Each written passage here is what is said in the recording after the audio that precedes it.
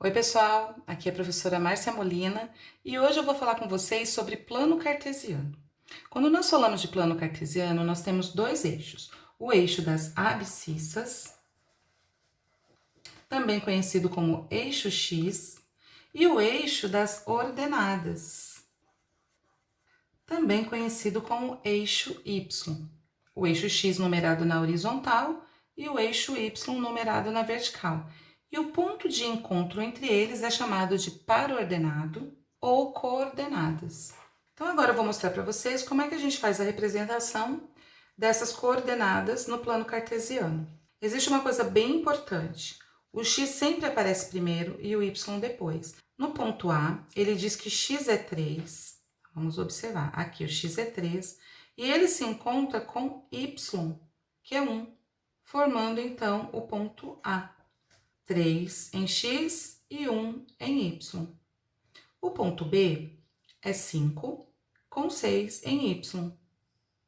Então, eles se encontram exatamente aqui, formando o ponto B.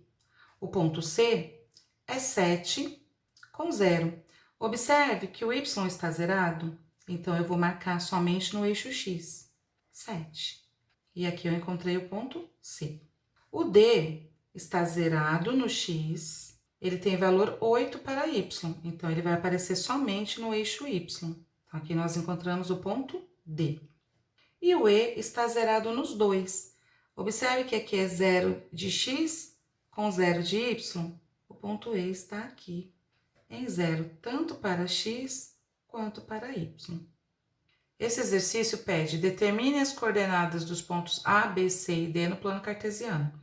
Então, a gente observa que os pontos já estão marcados e ele quer saber onde é que eles estão localizados. Então, lembrando que o x sempre aparece primeiro. Então, aqui nós vamos colocar o ponto A. E aqui no eixo x, ele está localizado no 5. Então, já vamos marcar aqui, 5. E no eixo y, ele está no 3. Então, o ponto A é o encontro de 5 em x com 3 em y. O ponto B é o encontro de 3 em x com 7 em y. Então, vamos marcar aqui, 3 em x e 7 em y. Aqui a gente percebe que o ponto C está zerado em x porque ele aparece no eixo y. Então, C é 0 em x e 5 em y. E o ponto D aparece aqui no eixo x, portanto, ele está zerado em y.